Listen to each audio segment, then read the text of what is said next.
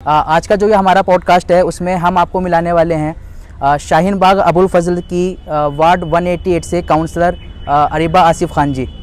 बहुत बहुत धन्यवाद कि आपने अपना कीमती वक्त निकाल के हमारे साथ डिस्कशन में यहाँ पर मौजूद हैं। आज हम यहाँ पर आपके पास आए हैं अपने कुछ सवाल लेकर, और कुछ पब्लिक के सवाल हैं जो हम आपसे डिस्कस करेंगे और जानेंगे कि शाहीन बाग और अबुल फजल में डेवलपमेंट से और सफाई को लेकर कौन कौन से अभियान चलाए जा रहे हैं। तो चलिए आज के इस पॉडकास्ट को शुरू करते हैं।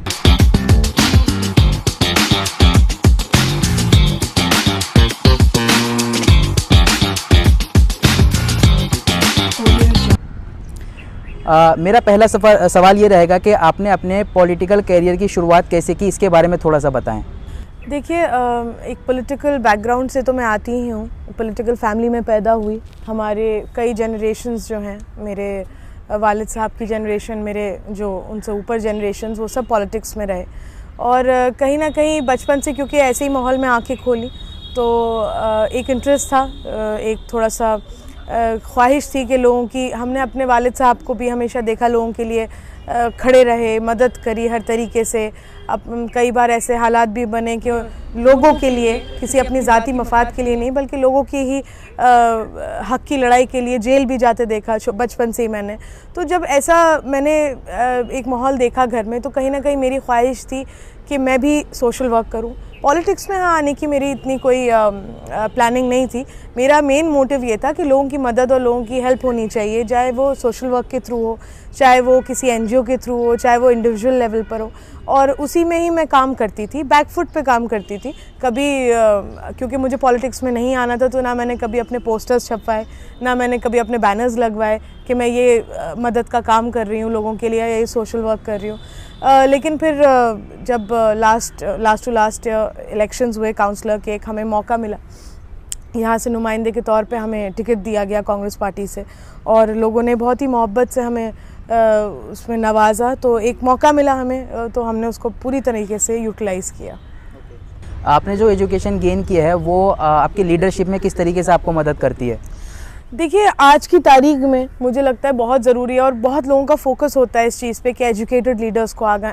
हम बात करते हैं यंग एजुकेटेड, ये दो वर्ड्स हम ज़रूर यूज़ करते हैं, और मेरे ख्याल से ये इस वक्त नीड ऑफ़ द आवर है कि यंग लोगों को भी और एजुकेटेड लोगों को आगे आने की बहुत ज़रूरत है। क्योंकि देखिए, जब आप सिस्टम को, आप एजुकेटेड हैं, आप पढ़े लिखे हैं, आप टेक्निकलिटी समझ सकते हैं, आप सिस्टम को समझ सकते हैं, आप वर्किंग कंडीशन समझ सकते हैं, आप फंक्शनिंग समझ सकते हैं किसी भी सिस्टम की। तो अगर आप देखिए, ना पढ़ा लिखा भी समझ ही लेगा एक्सपीरियंस के साथ, लेकिन जो पढ़ा लिखा है उसके लिए आसानी होगी, वो अपने और इनोवेटिव आइडियाज़ उसमें ला सकता है, वो रास्ते निकाल सकता है, क्योंकि अपनी तालीम से वो, उसका माइंड ऑलरेडी इतना डेवलप्ड होता है कि वो रास्ते भी निकाल सकता है जो शायद एक आदमी को 2 साल लग जाए एक्सपीरियंस बिल्कुल लेके निकालने में। तो मुझे लगता है एजुकेशन का बहुत इंपॉर्टेंट रोल है, और अल्हम्दुलिल्लाह हमारे अल्लाह के फजल से और हमारी माँ बाप ने हमारी तालीम पे भी अच्छी फोकस करा, तो उसकी वजह से हम भी थोड़ा बहुत अपना दिमाग लगा पाते हैं कुछ कामों में कि जहाँ ज़रूरत पड़ती है वहाँ यूज़ कर लेते हैं। आपकी पर्सनालिटी में कौन कौन सी क्वालिटीज़ हैं जो आपको एक अच्छा नेता बनाती हैं? ये तो आप जवाब दीजिए इस बात का, तो मैं क्या बताऊं अपनी क्वालिटीज़ के बारे में। लेकिन मैं यही कहूँगी कि मेरे लिए सबसे बड़ी बात यह है कि मैंने अपने वालिद साहब को जिस तरह से कौम की खिदमत करते देखा, और 25 साल से वो सियासत में हैं, बल्कि 30 साल से हैं, 20 साल पोजीशन पे रहे ऑलमोस्ट। तो उनका जो एक्सपीरियंस है वो मुझे बहुत काम आता है जब मैं अपना पॉलिटिकल वेंचर देखती हूँ कि किस तरीके से मेरे इलेक्शन के दौरान जब वो अरेस्ट हो गए थे, और मेरा पहला इलेक्शन था, और वो मोमेंट मेरे लिए बहुत मुश्किल भरा था, क्योंकि गाइडेंस उनकी एक तरह से बहुत ज़रूरत थी मुझे उस वक्त उनकी। लेकिन एक साजिश के तहत उनको अरेस्ट कर लिया गया, हमारे इलेक्शन को डुबाने के लिए जो भी एक स्ट्रैटेजी बनाई गई थी। लेकिन वहाँ मैं, क्योंकि मैंने उनको हमेशा बोल्डली बिल्कुल लड़ते हुए देखा, हमेशा कौम की लिए हक़ की आवाज़ उठाते देखा, कभी घबराते हुए नहीं देखा, कभी किसी हालात में परेशान होते हुए नहीं देखा। तो ये चीज़ें जब मैं बचपन से देखती आई हूँ, वो चीज़ों ने कहीं ना कहीं मुझे एक एक हेल्पिंग हैंड दिया। और ऑफ कोर्स लोगों का सपोर्ट हमारे साथ बहुत था उस वक्त पे भी। मैं इलेक्शन में मैंने कहा था कि मेरे वालिद साहब नहीं हैं इस वक्त साथ में, लेकिन मेरे लिए यहाँ बहुत सारे लोग ऐसे वालिद समान खड़े हैं जिन्होंने वही सरपरस्ती दी और वही सपोर्ट करा। सफाई के लिए कौन कौन से क़दम उठाए गए हैं? अलशिफा के सामने जो एक बहुत बड़ा प्रॉब्लम थी लोगों की, उसको लेकर जो है आपने काफ़ी अच्छा इनिशिएटिव लिया है। बाकी अगर हम बात करें 8 नंबर शाहीन बाग की, तो उसको लेकर अभी आपका क्या प्लान है और आगे फ्यूचर में आपका क्या प्लान है सफाई को लेकर? देखिए, मैं थोड़ा सा इसमें पहले बताना चाहती हूँ कि हमारा जो वार्ड 188 है अबुल फजल एनक्लेव, ये 99% अनऑथराइज्ड एरिया है। अनऑथराइज्ड एरिया में एमसीडी ज़्यादा काम नहीं कर सकती है, क्योंकि एक तो MCD primarily runs on house tax. House tax यहाँ से इतना जाता नहीं है, तो पलट में हमें भी ज़्यादा फैसिलिटीज़ नहीं दी जाती हैं। हमारे बराबर वाले वार्ड जो ऑथराइज्ड हैं, अगर आप देखें तो वहाँ पे 500-600 सफाई कर्मचारी हैं जो झाड़ू लगाते हैं। हमारे वार्ड में उसके मुकाबले सिर्फ हमें 100-110 के करीब दे रखे हैं, जिसमें से आते सिर्फ 70-80 हैं। कई सारे रिटायर हो चुके हैं, कई सारे छुट्टी पे रहते हैं, कभी कोई आया कोई नहीं आया। डेली बेसिस पे हमें 70-80 के करीब मिलते हैं। आबादी डेंसली पॉपुलेटेड एरिया है, प्रॉब्लम्स होती हैं, चैलेंजेस हैं, लिमिटेशंस हैं। वो चैलेंजेस और लिमिटेशंस इसीलिए आते हैं क्योंकि हमारा अनऑथराइज्ड वार्ड है। मगर फिर भी हम कोशिश करते हैं कि जो मेन काम है सैनिटेशन का, झाड़ू का, कूड़े का, वो हम कोशिश करते हैं कि उस पर ज़्यादा से ज़्यादा हमारा फोकस रहे, क्योंकि उसके अलावा ज़्यादा एमसीडी अनऑथराइज्ड एरियाज़ में ज़्यादा काम नहीं कर सकती। जैसे कि रोड्स बनाना, कई जो ऑथराइज्ड है वहाँ एमसीडी की रोड्स होती हैं, वो उसको बना सकते हैं। अनऑथराइज्ड में एमसीडी रोड्स को भी नहीं करती। इस तरह के बहुत सारे काम हैं जो एमसीडी कवर नहीं करती अनऑथराइज्ड एरियाज़ में। सफाई के ऊपर हमारी, देखिए, इलेक्शन के दौरान मैंने अपनी तरफ से ये वादा किया था लोगों से कि क्योंकि अनऑथराइज्ड एरिया है, ज़्यादा कुछ तो मैं आपसे बड़े बड़े वादे नहीं करूँगी, आप जो कहेंगे मैं वो काम करूँगी। लेकिन मैं अपनी तरफ से आपसे 2 वादे करना चाहती हूँ कि एक, हम अलशिफा हॉस्पिटल के सामने का जो नासूर है उसको ख़त्म करेंगे, और एक जो 8 नंबर शाहीन बाग 8 नंबर के पास जो ये ओपन डंपिंग ग्राउंड बना हुआ है, इसको हम ख़त्म करेंगे। और थोड़ा सा वक्त लगा, क्योंकि वही बात, देखिए, एक सिस्टम होता है, हमें उस सिस्टम को हम जंप नहीं कर सकते हैं। सिस्टम फॉलो करना, एक फाइल बनती है, फाइल प्रोसेस में जाती है, फिर एक एक अधिकारी के पास जाती है, नीचे लेवल से लेके ऊपर लेवल तक एक सिस्टम होता है। कई बार उसमें कुछ प्रॉब्लम्स आती हैं, वो फाइल वापस भेजी जाती है, फिर दोबारा उसी चैनल से जाती है।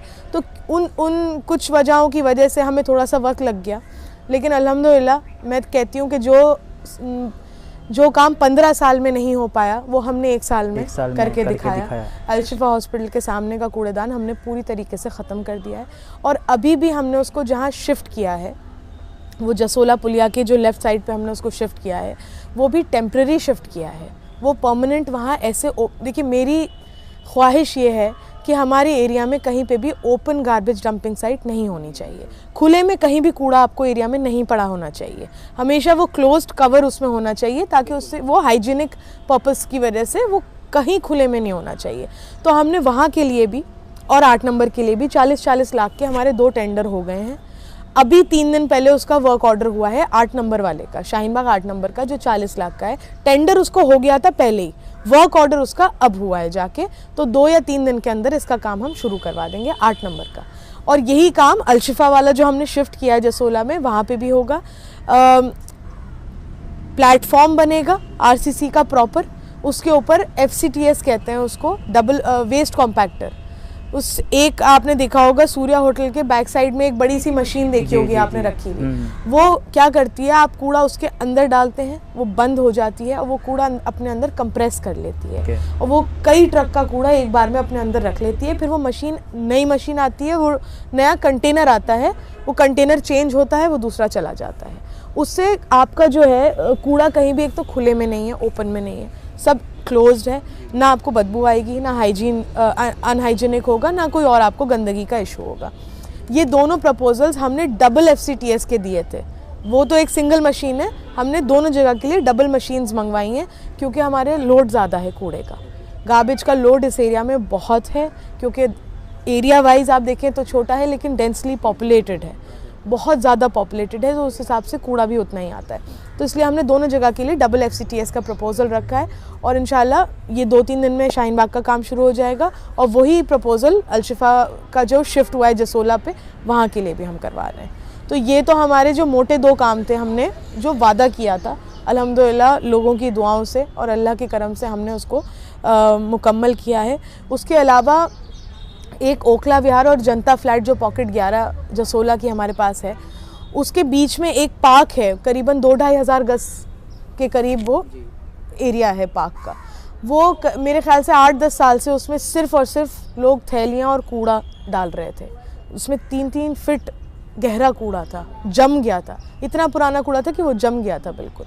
उसकी अभी हमने हाल फिलहाल में अभी इस महीने हमने उसका पूरा सफाई अभियान स्टार्ट करा है उस पार्क का।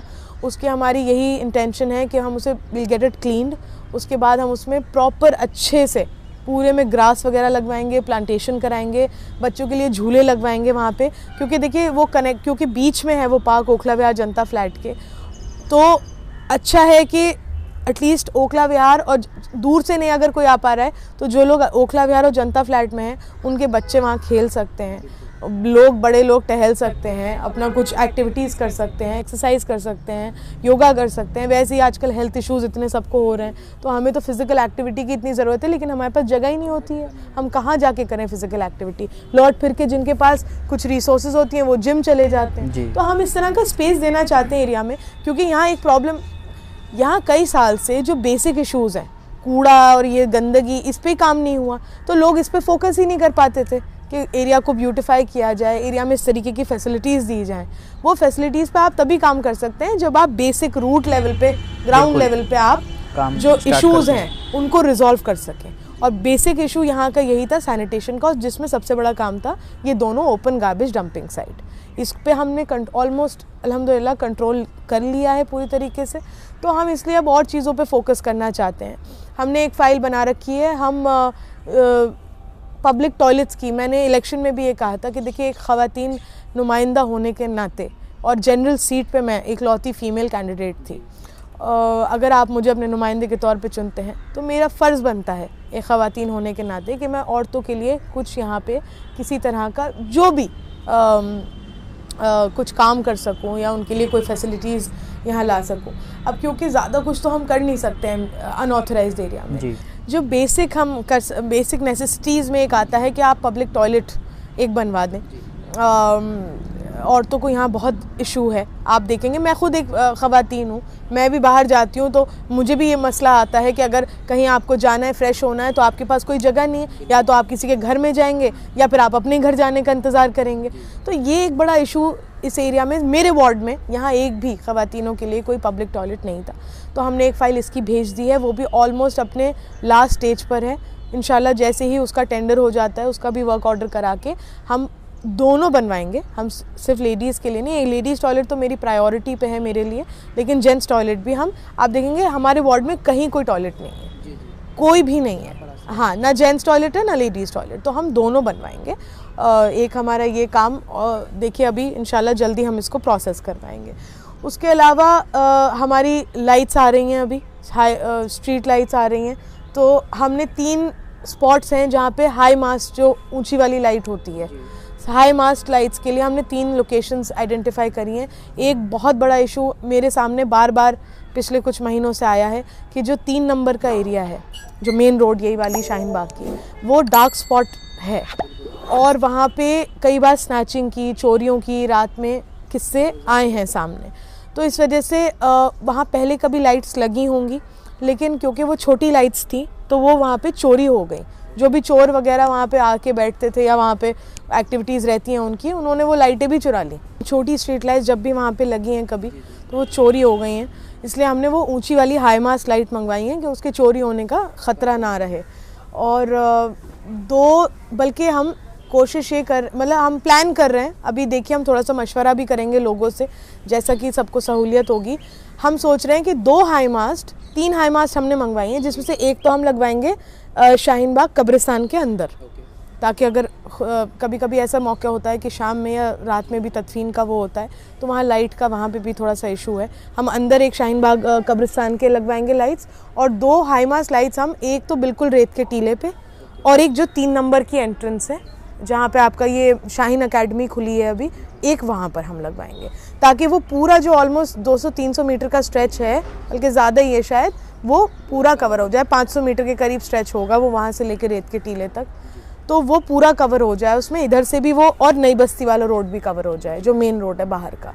तो ये लाइट्स का भी हमारा भी काम होने वाला है, नॉर्मल लाइट्स भी हमारी आने वाली हैं। थोड़ा सा डिले उसमें हो गया है लाइट्स के काम में। वो एमसीडी की देखिए फंक्शनिंग बहुत ही इस वक्त ख़राब चल रही है, क्योंकि स्टैंडिंग कमेटी जो मेन पावर बॉडी होती है एमसीडी की, 1 साल हो गया हमें यही बताते हुए कि वो अभी तक बनी नहीं है। मेयर के भी हाथ में कोई ऐसा सच पावर होती नहीं है, सारी पावर स्टैंडिंग कमेटी के हाथ में होती है। बड़े बजट्स, बड़े टेंडर्स सारी स्टैंडिंग कमेटी के थ्रू ही पास होता है। तो इस वजह से बहुत सारे प्रॉब्लम्स आ रही हैं एमसीडी में। अब वो अभी बल्कि कल की न्यूज़ है, आज ही पढ़ी है मैंने न्यूज़ के एमसीडी को एफडी तोड़नी पड़ रही है। एमसीडी के पास फंड्स नहीं है। अब टैक्स तो ये दावे करते हैं आम आदमी पार्टी के, बहुत टैक्स कलेक्ट कर लिया हमने, रिकॉर्ड तोड़ दिया इस बार हमने एमसीडी में टैक्स कलेक्शन का, लेकिन आपको एमसीडी में कामों के लिए एफडी तोड़नी पड़ रही है। तो ये तो हमें भी सिस्टम समझ नहीं आ रहा है कि पैसा आ रहा है नहीं आ रहा, और अगर आ रहा है तो कहाँ जा रहा है वो पैसा। तो प्रॉब्लम्स तो देखिए जब तक प्रॉपर, वही बात है देखिए सिस्टम एक उससे चलता है, जब तक उसमें एक भी लूप होल होगा या एक भी कमी होगी तो सिस्टम एफिशिएंटली नहीं चल सकता है। स्टैंडिंग कमेटी सबसे पावरफुल बॉडी है एमसीडी की, जब तक वो नहीं बनेगी बहुत सारे काम नहीं हो पाएंगे, अटके रहेंगे। दिल्ली का डेवलपमेंट इसीलिए नहीं हो पा रहा है।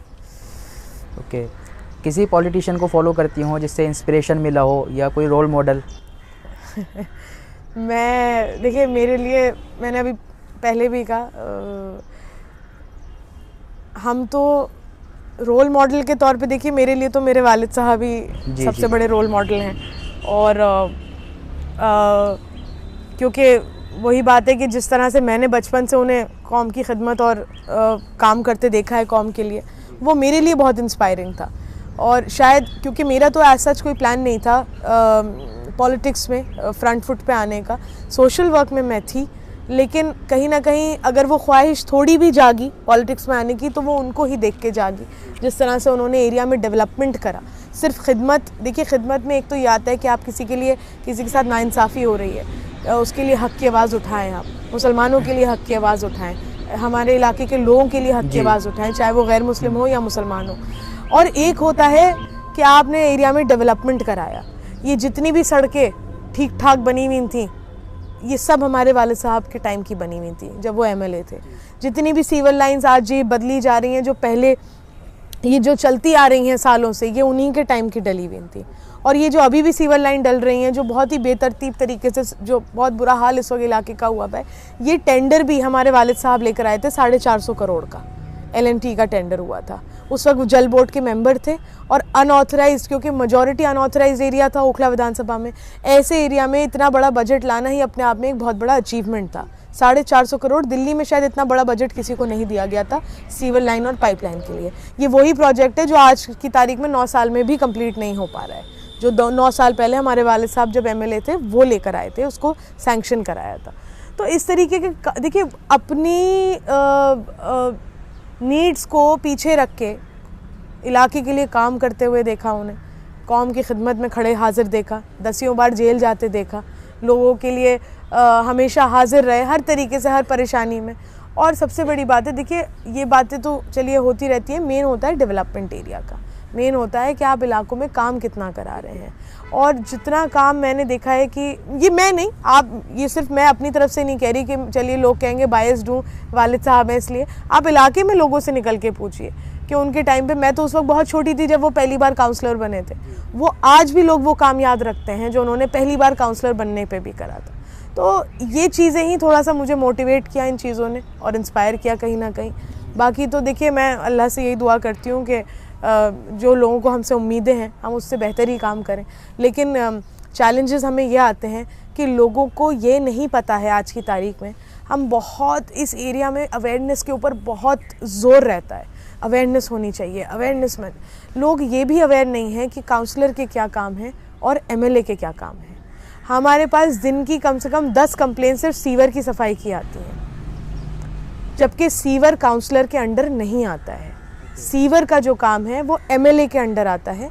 सीवर का काम दिल्ली जल बोर्ड देखती है, सीवर को डालना, सीवर को रिपेयर करना, सीवर की सफाई करना, ये सारे काम दिल्ली जल बोर्ड देखती है। और दिल्ली जल बोर्ड जो है वो दिल्ली सरकार का डिपार्टमेंट है और दिल्ली सरकार का रिप्रेजेंटेटिव काउंसलर नहीं होता है, दिल्ली सरकार का रिप्रेजेंटेटिव एमएलए होता है। तो जो दिल्ली सरकार के डिपार्टमेंट्स हैं वो सारे एमएलए के अंडर आते हैं, चाहे उसमें बिजली का मीटर लगना हो, बीएसईएस जो डिपार्टमेंट है वो, चाहे उसमें फिर सीवर का डिपार्टमेंट जो दिल्ली जल बोर्ड है, वो सब एमएलए के अंडर आता है। तो हमें ये चैलेंजेस होते हैं क्योंकि लोगों को ये नहीं पता कि कौन सा काम काउंसलर, अब वो कोई ये कह देता है कि आप सफाई का काम तो आपका है तो सीवर की सफाई भी आपका है। अरे सफाई का काम मेरा है तो मैं, इसका मतलब ये थोड़ी कि मैं आपके घर की भी सफाई कर दूं, अंदर आके मैं आपके बाथरूम्स भी साफ़ कर दूं। सफाई का काम में हमारा झाड़ू और कूड़ा उठाना आता है, सीवर का डालना, मेंटेनेंस, सारा काम जल बोर्ड का है और जल बोर्ड विधायक साहब के अंडर आता है, एमएलए के अंडर आता है। हमने अपने प्राइवेट अपने पैसों से 2 लड़के रख रखे हैं जब से मैं काउंसलर बनी हूँ, क्योंकि देखिए होता क्या है, जब लोग हम देखिए लोगों की आसानी के लिए हैं, लोगों के काम के लिए हैं।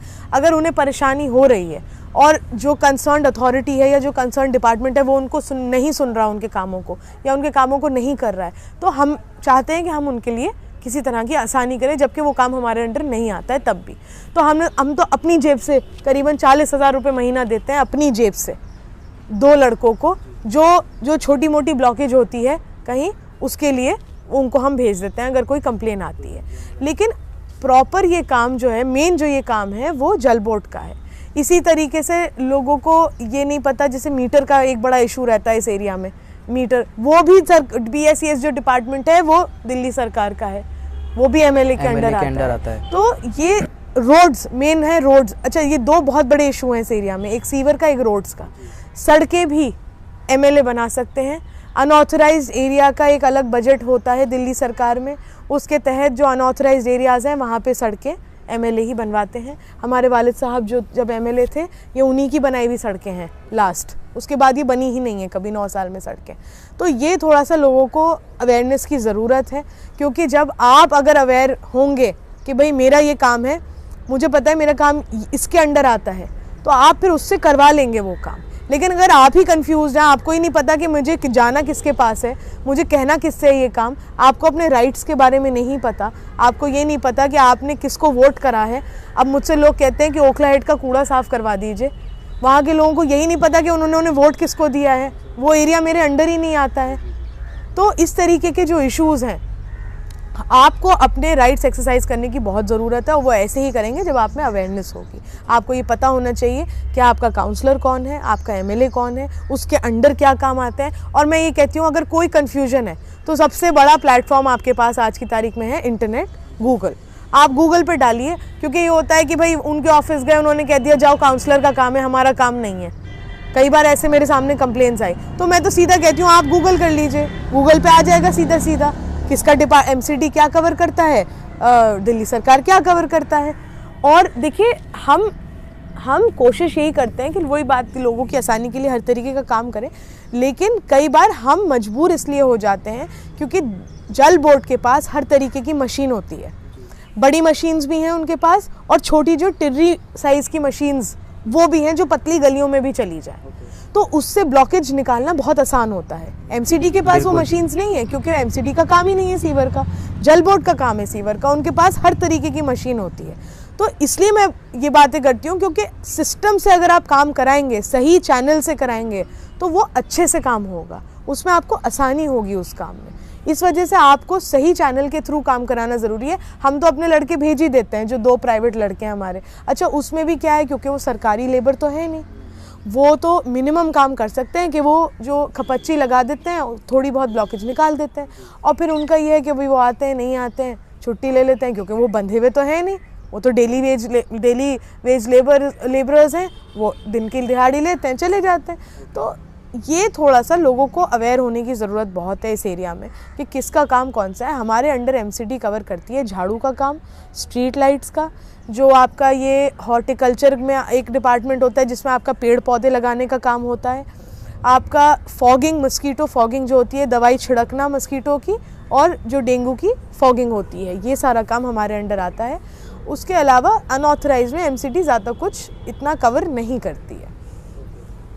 एक बहुत बड़ा चैलेंज लोगों के लिए यह है और काफ़ी लोगों ने इसका सवाल किया है कि जो शाहीन बाग पुलिस स्टेशन से लेके और ओखला विहार पुलिस स्टेशन तक जो गाड़ियाँ खड़ी रहती हैं और जब स्कूल बस आती है या कोई बड़ी गाड़ी आती है तो वहाँ पर जाम लग जाता है। फ्यूचर में इसको लेकर आपका कोई प्लान है? देखिए, मेरा छोड़िए, आप यहाँ पे कोई भी नुमाइंदा इस पे काम नहीं कर सकता जब तक लोग थोड़े रिस्पॉन्सिबल नहीं होते। बिल्कुल। हमने ये जो हमारा नाला है अबुल फजल वाला, एक ही नाला है, किधर है, इसकी डीसिल्टिंग प्रोसेस होता है, उसका टेंडर होता है प्री मानसून टेंडर। एमसीडी पूरे दिल्ली में जो ओपन ड्रेन नाले हैं उनका एक प्री मानसून टेंडर करती है और साल में एक बार इनकी डीसिल्टिंग प्रोसेस चलता है। हमने इस नाले का 3 बार डीसिल्टिंग कराई है, टेंडर 3 बार साल में, क्योंकि इसमें सोफ़े भी निकले, इसमें से कुर्सियाँ भी निकली, इसमें से गाड़ी के जो भी पार्ट्स, स्पेयर पार्ट्स या मेटल होता है वो भी निकला। इसमें ऐसी ऐसी चीज़ें निकली कि हम भी हैरान थे देख के, और उस वजह से ब्लॉकेज होके पानी सड़क पे था। अब लोग ये तो दिखा देते हैं कि पानी सड़क पर है, लेकिन कोई ये, जब हमने ये निकाला सामान उसमें से, तो वो कवर करने के लिए कोई मीडिया वाला नहीं था वहाँ पे, कोई यूट्यूब वाला नहीं था, कोई भी वो नहीं था, जर्नलिस्ट नहीं था।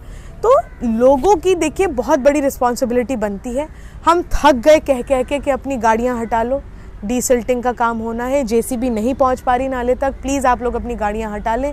जैसे जैसे जो स्ट्रेच हम कवर करते थे, हम पहले से अनाउंसमेंट करा दिया करते थे। मस्जिद से हमने अनाउंसमेंट कराया कि इतने हिस्से की गाड़ियां लोग हटा लें। बताइए, परमानेंट हटाना तो दूर की बात, डीसिल्टिंग के लिए जिसकी आसानी उन्हें ही होनी है, उसके लिए भी अपनी गाड़ियाँ हटाने को लोग तैयार नहीं। तो ये बहुत अफसोस का मुकाम है देखिए हमारे लिए, कि हम चाहते तो हैं कि हमारा एरिया बिल्कुल पॉश एरिया, बिल्कुल A1 एरिया हो जाए, दिल्ली के पॉश एरियाज़ में इसको काउंट किया जाए, लेकिन हम एफ़र्ट्स डालने को तैयार नहीं हैं। हम इतनी भी हुज्जत करने को तैयार नहीं है कि हम अपनी गाड़ियां हटा लें, हम आसानी कर दें कि जो अधिकारी हैं उनको काम होने में आसानी हो जाए। इसी तरह के चैलेंजेस हमें आते हैं। देखिए अब क्या होता है, अब एक और इशू होता है, वो शायद आप पूछें भी वो सवाल मुझसे कि इंक्रोचमेंट का बड़ा मसला है यहाँ दुकानों का।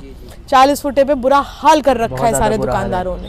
हमने चालान इतने कराए हैं दुकानदारों के भी, लेकिन मतलब आई एम सरप्राइज्ड एट कि एक अजीब सा साइकिल बना हुआ है यहाँ पे कि हम दुकानदारों से, देखिए हम हर तरीके से कोशिश करते हैं, हमने उनसे प्यार से भी कहा, हमने उनसे सख्ती से भी कहा, हमने उनके चालान भी कराए, लेकिन जब उनसे आप बात करने जाएंगे ना कि आप अपनी दुकानें अंदर कर लीजिए, तो उस पर वही जवाब देंगे कि ये जो सड़कों पे गाड़ियाँ खड़ी हैं पहले इन्हें हटवाओ, ये भी तो इंक्रोचमेंट है। अच्छा। जब हम लोगों से कहते हैं रेजिडेंट से कि भैया आप लोग अपनी गाड़ी हटा लो, तो वो ये कहते हैं कि आपको 40 फुटा तो दिखता नहीं है, पहले दुकानदारों का इंक्रोचमेंट पीछे कराओ, फिर हम अपनी गाड़ियाँ हटा लेंगे। तो देखिए ये तो वही वाली बात हो गई कि मैं सुधरूंगा ना मैं इलाके को सुधरने दूंगा। मैं कहती हूँ हर आदमी अपनी इस्लाह खुद करे।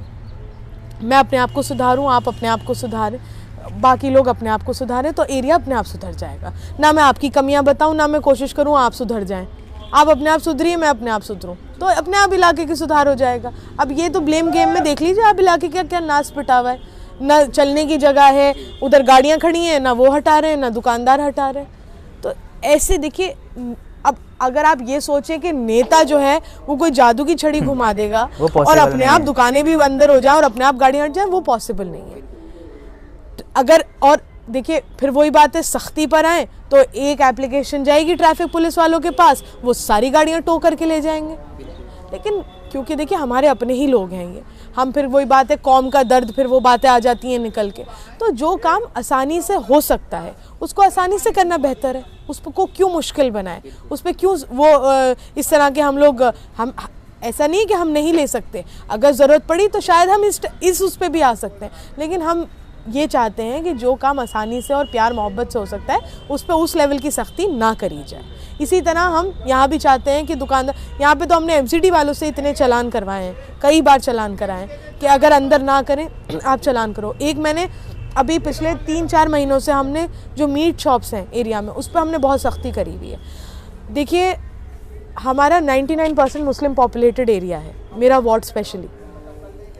मैं कहती हूँ तब भी, क्या आप मुसलमान हैं, मैं मुसलमान हूँ, क्या आपको अच्छा लगेगा कि आप सड़क पे चलते जा रहे हैं और मुंह पे आपके गोश्त लटका हुआ है, मुसलमान होते हुए भी? भाई मैं मुसलमान हूँ, मैं गोश्त खाती हूँ, लेकिन मुझे तब भी नागवार गुजरेगा कि मैं गुजर रही हूँ और मेरे मुंह पे गोश्त लटका हुआ है। इसलिए हमने स्पेशली मीट शॉप्स पे बहुत सख्ती कर रखी है कि जिस पे भी शीशा नहीं लगा हुआ जो भी खुले में मीट बेच रहा है उसके चालान होंगे, पहले छोटे चालान होंगे और नहीं बाज आएगा तो 40-40 हज़ार के भी बड़े चालान हम करवाएंगे, और ज़रूरत पड़ी तो हम फिर दुकान भी सील करवाएंगे।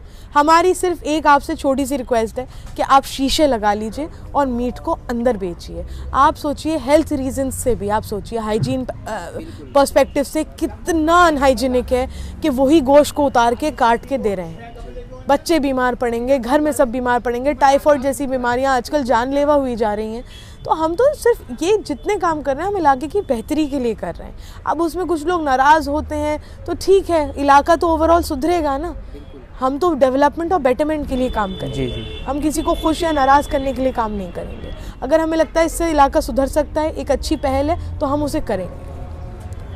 आपके एंटरटेनमेंट करने का क्या तरीका है? लोग आप क्योंकि बिजी रहते होंगे काम में, तो जाहिर सी बात है अपने आप को खुश रखने के लिए कुछ ना कुछ तो वे ऑफ एंटरटेनमेंट होगा, तो आपका क्या तरीका है?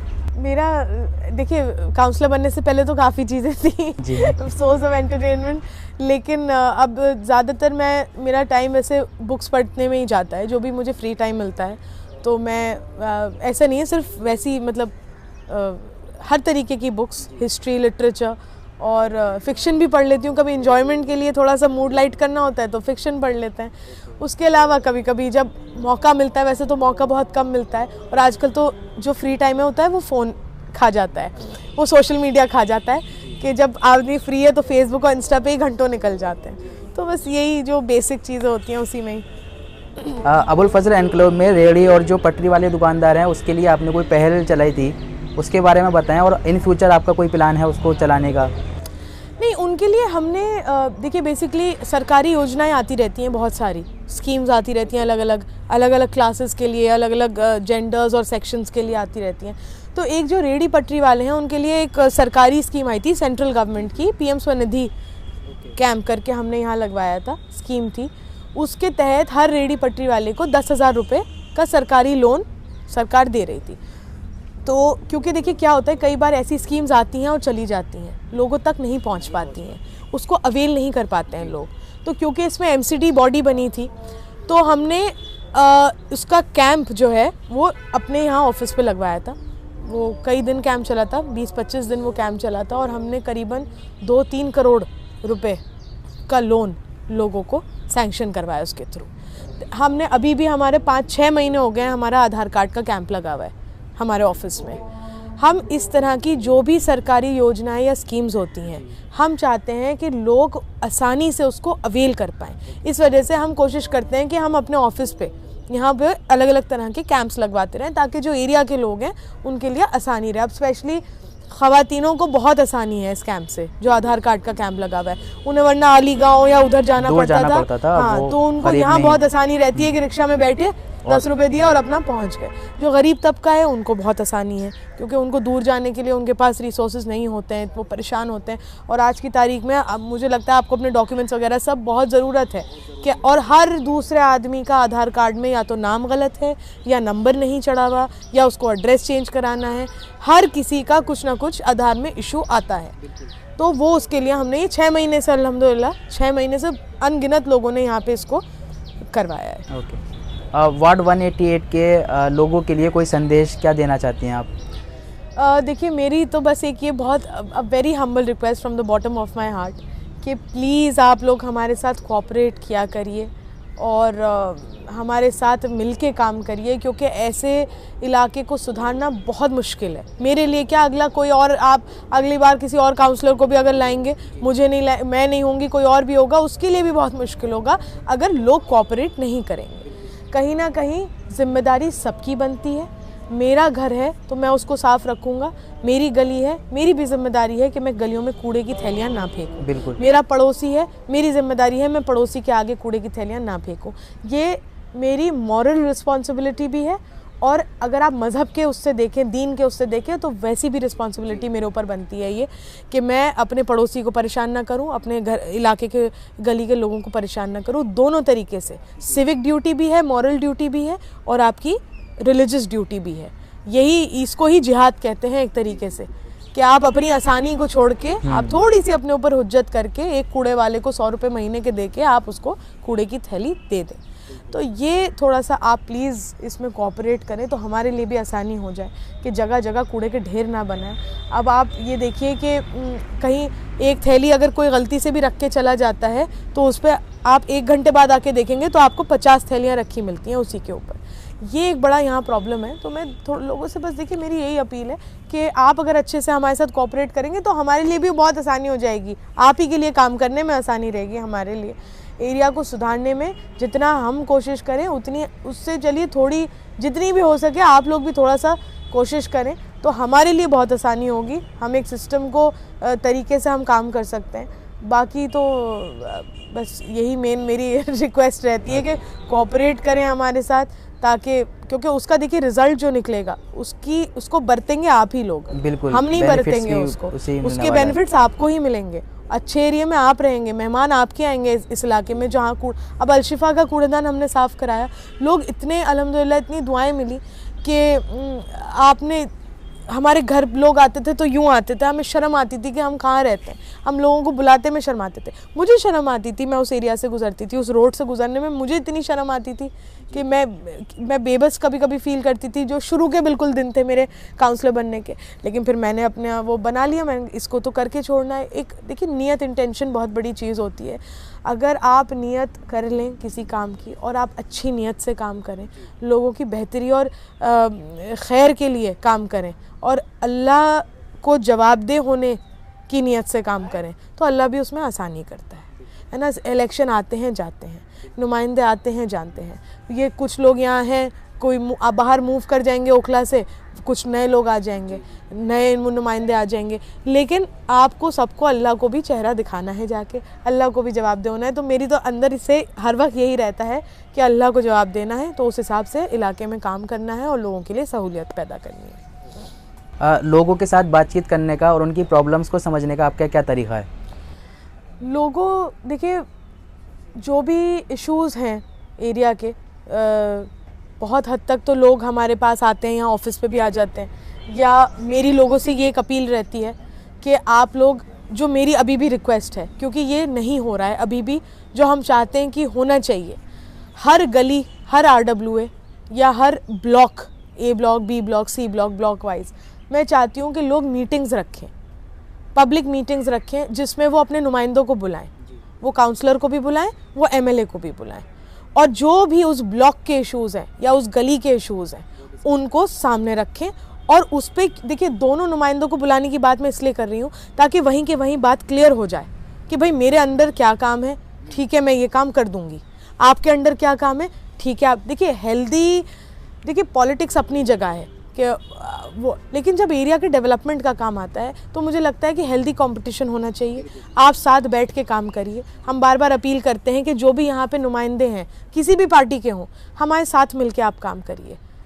जो भी MIM के हैं यहाँ पे और भी पार्टीज़ के जो नुमाइंदे हैं, मैं कहती हूँ वो भी जुड़े साथ में। भाई अच्छे काम के लिए आप क्या अलग अलग क्यों जा रहे हो, साथ मिलकर काम करो और बेहतर तरीके से हो सकता है आपके पास कुछ ऐसे आइडिया हो जो मेरे पास ना हो, आप मुझे बताइए, मैं उसमें अपने सजेशन दूँ, मिलके ऐसे काम में और बेहतर काम होगा। लेकिन ठीक है वो नहीं हो पाता है, किसी वजह से वो एक गैप रहता है, नहीं हो पाता है। लेकिन जो एटलीस्ट चुने हुए नुमाइंदे हैं, जो चुना हुआ काउंसलर है या चुना हुआ MLA है, उसकी तो देखिए पूरी जिम्मेदारी बनती है कि वो जवाबदेह भी है काम के लिए अपने, उसको जिम्मेदारी भी उठानी पड़ेगी अगर कहीं काम नहीं हो रहा है।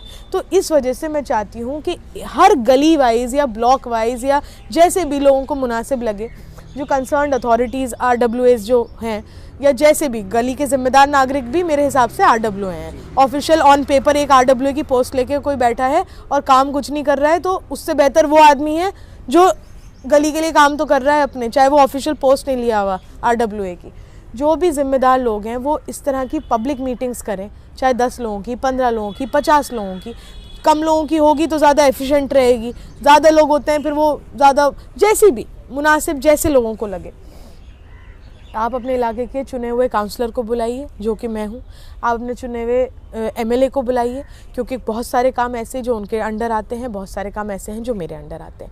अगर वो नहीं होंगे, सिर्फ मैं होंगी, कोई बात नहीं, लेकिन फिर वो कन्फ्यूजन रह जाएगा।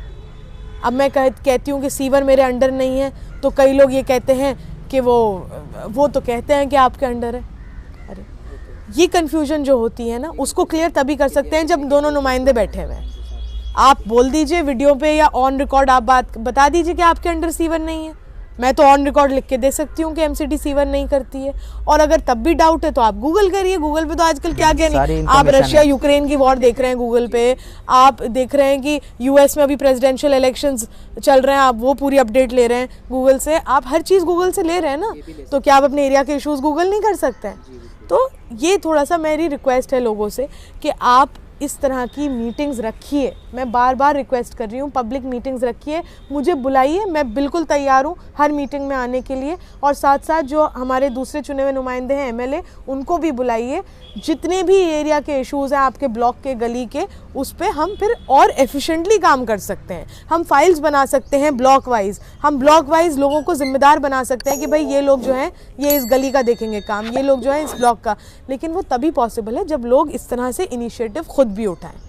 भाई मंडे टू फ्राइडे सब काम करते हैं, सैटरडे संडे लोग छुट्टी मनाते हैं, घूमने चले जाते हैं, कोई एरिया में पेन लेने को तैयार नहीं है।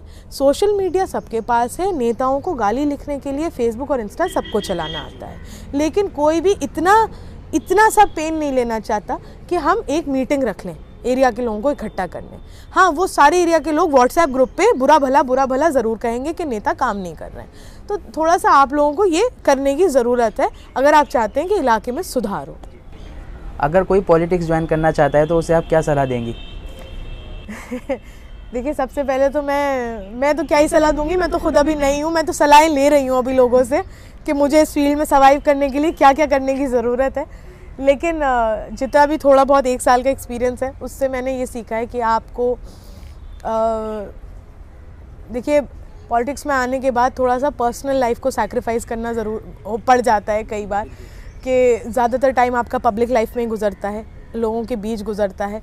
घर में हेल्थ इश्यूज़ हो, कुछ हो, उसको आपको थोड़ा सा साइड में करके अपना काम पहले देखना पड़ता है, और ज़रूरी भी है। देखिए, आपने इतनी बड़ी जिम्मेदारी ली है तो फिर आपको ज़रूरी भी है, आप पे फ़र्ज़ है कि आप लोगों के लिए हाजिर रहें उस हिसाब से कि उन्होंने आपको अपने नुमाइंदे के तौर पे चुना। और अगर आपको लगता है आप नहीं कर सकते हैं, क्योंकि ये 24/7 जॉब है, ये 9 to 5 जॉब नहीं है, ये 24/7 जॉब है। रात के 2-2 बजे भी लोग कभी कभी हमारे पास आ जाते हैं, कोई इमरजेंसी हो जाती है या कुछ इस तरह के हादसा या हालात हो जाते हैं, और सुबह के 6 बजे भी आ जाते हैं। तो ये 24/7 जॉब है।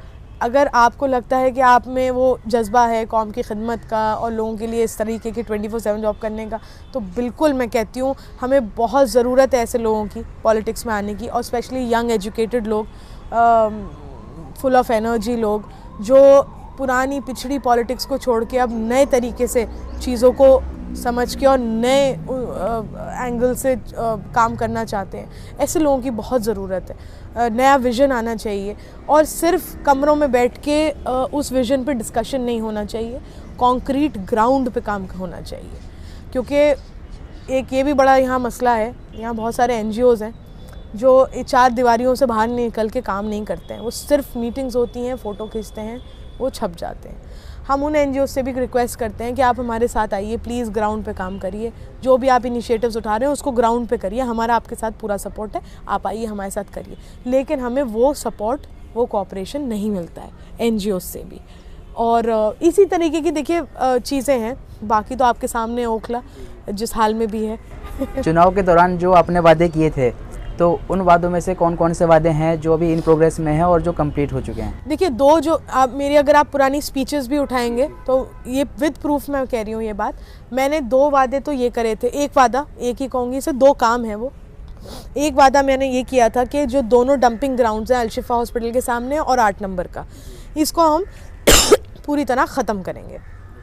दूसरा मैंने वादा ये किया था कि मैं औरतों के लिए एक पिंक टॉयलेट फीमेल्स के लिए यहाँ पे ज़रूर करूँगी। वो दोनों काम हमारे एक 95% कंप्लीट हो गया है, मतलब बिल्कुल प्रोसेस वहाँ पहुँच गया है, और एक का आप समझ लीजिए 80-85 पर है जो टॉयलेट का है।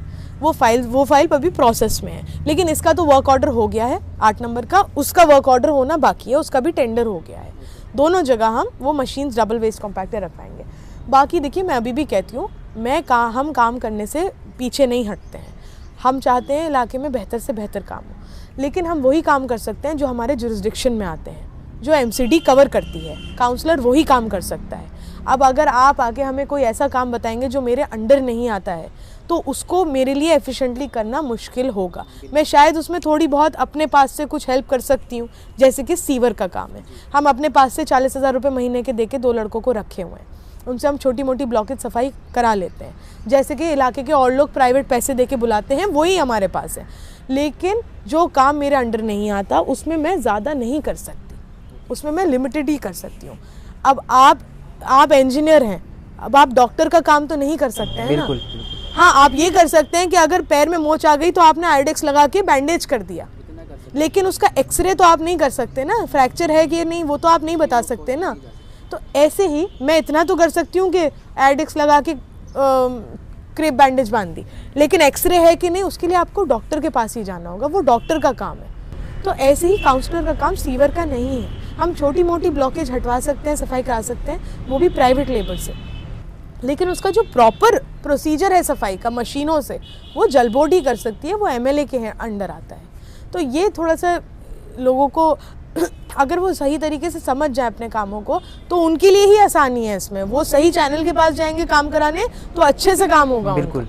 तो यही हमारी बस वो रहती। लास्ट सवाल और था जो आपने पहले ही बता दिया, जो सीवर से रिगार्डिंग था कि अलशिफा के सामने जो है सीमेंटेड सीवर पड़े हुए हैं, तो वो कब तक सही होंगे, बट आपने बता दिया कि वो आपके अंडर नहीं आता है। वो हमारे अंडर नहीं आया है, वो सीवर डलवाए भी हमने नहीं है। ओके। और हम तो खुद इतने परेशान हैं उन पाइप से, हम कई बार इस बात का, बल्कि रेजिडेंट्स बहुत नाराज़ रहते हैं उन पाइप से, तो हमने तो कई बार कहा कि आप जाके कंसर्न उनसे कहिए अथॉरिटी से कि ये सीवर क्यों पड़े हुए हैं यहाँ पे, ये डलने थे नहीं डलने थे क्या है। क्योंकि देखिए अभी फ़िलहाल हाई कोर्ट का ऑर्डर है कि ओपन ड्रेन नाले दिल्ली में जितने भी हैं वो कवर नहीं हो सकते हैं, ये हाई कोर्ट का ऑर्डर है अभी।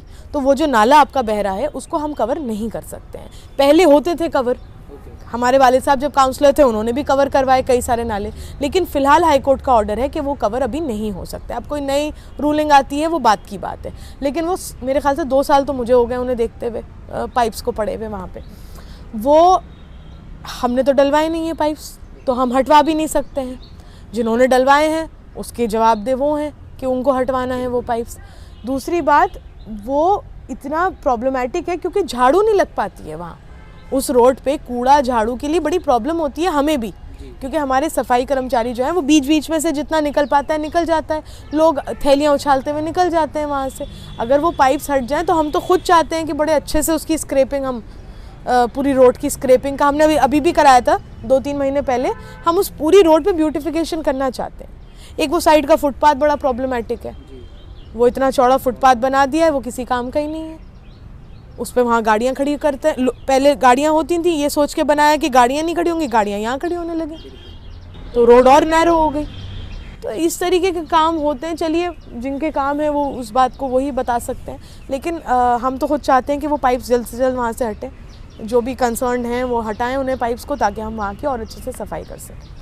जो हमारे सवाल थे और जो जनता के सवाल थे हमने डिस्कस किया। Thank you so much. बहुत शुक्रिया, बहुत शुक्रिया। Thank you so much, thank you.